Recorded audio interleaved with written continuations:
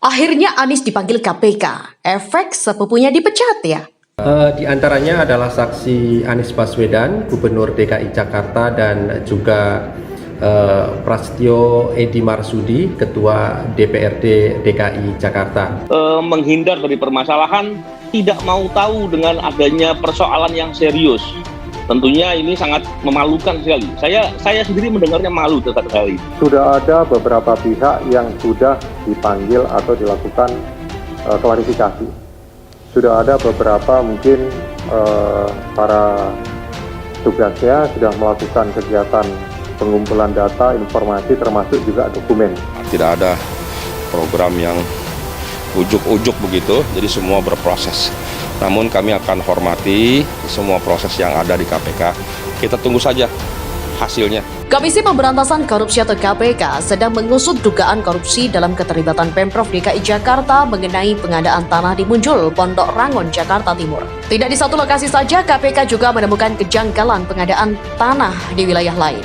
Dalam perkara ini, KPK telah menetapkan 4 orang tersangka, diantaranya Yuri C. Pinontoan sebagai Direktur Utama Pembangunan Sarana Jaya A, Runto Wene selaku Wakil Direktur PT Adonara Propertindo, lalu Tommy Andrian sebagai Direktur Adonara Propertindo, dan Rudi Hartono Iskandar, seorang Direktur PT Aldira Berkah Abadi Makmur. KPK juga memperkarakan satu tersangka korporasi yaitu PT Adonara Propertindo. Dari perbuatan tersangka telah diduga merugikan keuangan negara terkait proyek pembelian tanah sebesar 152,5 miliar.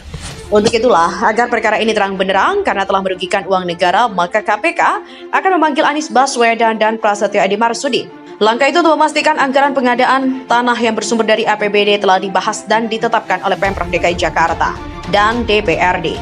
Pemanggilan Anies dan Prasetyo merupakan pintu masuk untuk kasus dugaan korupsi yang telah dilakukan pihak Pemprov DKI bersama pihak swasta. Bagi saya, Anies itu sangat bertanggung jawab atas dugaan pembelian tanah karena sebagai gubernur bersama ketua DPRD mempunyai wewenang untuk menetapkan RAPBD menjadi APBD. Harusnya Anies dan Prasetyo itu mengetahui anggaran yang dialokasikan untuk pengadaan lahan itu. Dalam pemanggilan ini, saya juga berkeyakinan bahwa Anies akan panas dingin menghadapi pertanyaan para penyidik. Meski terlihat lambat dalam pemanggilan, ya, setidaknya Anies kini harus memenuhi panggilan itu. Namun perlu diingat, Anies sangat pandai mengolah kata, sehingga jangan sampai dia dapat berkelit dari pusaran kasus korupsi ini. Menanggapi pemanggilan dari Anies, pihak Pemprov DKI yang diwakili Wakil Gubernur Reza Patria meyakini bahwa Anies tidak terlibat dalam dugaan korupsi itu. Sejauh yang saya tahu, beliau itu tidak terlibat dan saya tidak tahu masalah itu, pengadaan lahan Munjul, dan saya yakin Pak Anies tidak terlibat oleh kasus-kasus seperti itu. Demikian kata Reza Patria. Kok Reza begitu yakin Anies tak terlibat ya? Kita lihat saja hasil investigasi KPK dari keterangan Anies dan para tersangka. Dari semula Anies yang menyusun RAPBD menjadi APBD sepatutnya memahami jika ada sesuatu yang tidak beres dalam pengadaan lahan.